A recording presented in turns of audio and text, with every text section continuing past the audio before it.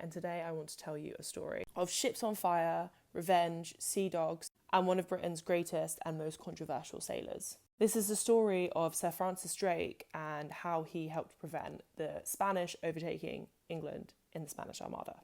Now, let me be clear. Drake was not without his controversies. He is best known for circumnavigating the entire globe and being one of the most famous seafarers of the Elizabethan age. He got into seafaring at the tender age of 18, where he got involved in plundering ships off the French coast. Not long after, in the 1580s, he joined the African trade, which I'm sure you can imagine was with its atrocities. And by 28, he was leading his own ship as part of the Hawkins trade network. Now, his personal beef with Spain begins off the coast of Mexico. Where else would it be? Aboard his ship Judith, where else would he be? Where there was a violent clash with the Spanish that left so many dead. And Drake felt very deeply wronged by this. From then on, the beef with Spain was on, particularly with King Philip II. And so it was much more than political, it was personal. It was with this vendetta that he caught the eye of Queen Elizabeth I. Drake was kind of a pirate, which wasn't...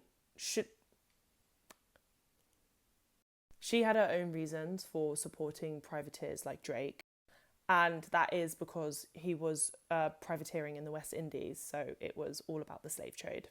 And Drake was bringing home the bacon from his looting and pillaging in Central America. He brought home lots of money to England, and with him an even deeper hatred of the Spanish. He also, I think it's worth mentioning, went over to Ireland in 1575 to take part in a really brutal massacre during the English campaigns, and it is such a grim history.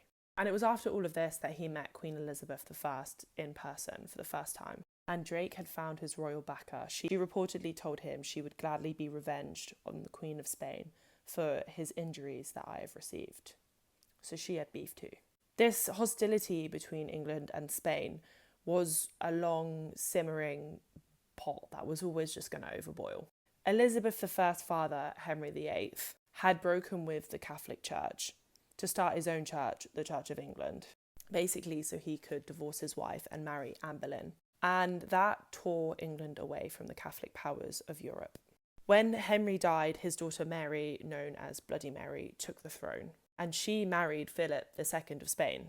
Parliament was not thrilled by this, and they banned him from ruling England. And when Mary died childless, because that is the worst thing you can do as a female monarch, Elizabeth came to power. Well, Philip had had his foothold once in England, and he wasn't ready to let that go, so he was thinking about marrying Elizabeth instead. She kept him guessing, she kept stringing him along, whilst secretly supporting men like Drake in plundering of the Spanish ships halfway across the world.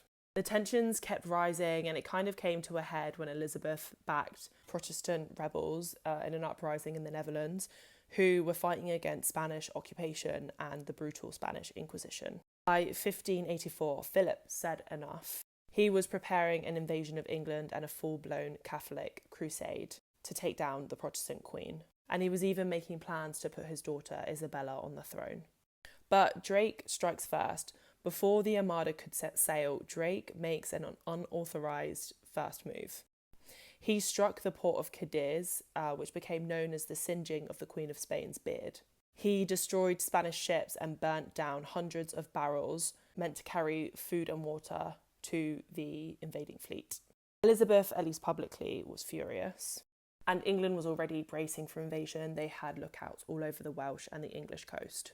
She needed to at least appear as if she had Drake under her control, so she placed him under the watchful eye of Lord Effingham, who was the commander of the navy. So, the Armada set sail. The Spanish Armada set off in April 1588, but was immediately battered by storms in the Bay of Biscay. They regrouped, and by July the skies has cleared. There were 130 ships carrying 30,000 men and 14,000 bottles of wine and almost 200 priests on the way. They had this crescent formation, which keep in mind for later, with the slower ships in the middle and the warships around them. But they needed to make a quick detour because they didn't feel like they had enough men. So they wanted to go to the Netherlands and then invade England. But they had a problem because their experienced admiral had died earlier on in the year. And his replacement, the Duke Medina Sidonia, had never commanded a battle, and even worse, he was really easily seasick. By the 19th of July, the Armada was spotted off of the southern coast. Drake left Plymouth to intercept, but the tides were against him. Once the Spanish ships were in range, he started to fire on them, but after 5 days, both sides had kind of depleted a lot of their ammunition. So the Spanish retreated back to Calais, which was a really crucial error. This is when the English went for it and struck. After midnight, the English set off 8 hell burners, which were ships loaded with pitch, tar, gunpowder, and anything basically flammable. They were set alight and they were set to drift straight into the anchored Armada. The Spanish panicked. Some of them cut their anchor lines and scattered into the night to avoid the flaming ships, and their crescent formation was shattered. This is when the tide turns and the Armada turns into chaos. The English attacked. 4 of the Spanish galleons fought fiercely to protect themselves, but 3 were lost and they were outnumbered 10-1. The Spanish were now completely disorganised and had no other choice but to retreat northwards up towards Scotland, but via Ireland. But the English just harassed them the entire way home. By mid-September, the Armada made it to Scotland and was hit with one of the worst storms in living memory. Ships without anchors were thrown into rocks and dozens were completely wrecked. The ships who survived tried to resupply themselves in Catholic Ireland, but instead of getting a warm welcome, the starving Spanish sailors were killed almost immediately upon landing in what's known as Armada Bay, which is just south of Galway in Ireland. Well, with the Armada over and done with, they limped back to Spain. They'd lost half their ships and 20,000 men, which was 3/4 of their original force.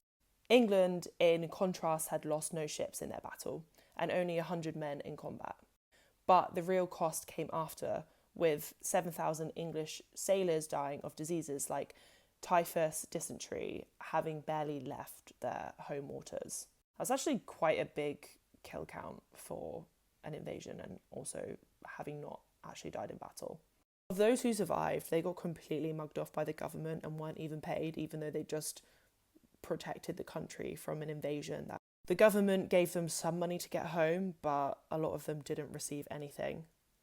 Lord Effingham was actually so disgusted by this that he paid them out of his own pocket, which is quite unlike a aristocrat, I think. I don't know. I don't want to generalise, but that's not the impression I get from most aristocrats. So we are concluding now, and what are we left with? The Spanish Armada wasn't just a failed invasion, it was a turning point. It marked the decline of Spain as a dominant naval power and the rise of England's global ambitions. And Drake remained a national hero. He also remained a thorn in Spain's side and a pirate to some, but a legend to others. And that concludes today's episode. But we don't think he's a legend because he was doing a lot of fuckery with the slave trade, and we don't appreciate or enjoy that or endorse that. So anyway, that's it for today's episode. I hope you really enjoyed it. Please give us a like if you liked, subscribe for more. I bring out the episodes every Tuesday, and I'll see you next time. Goodbye.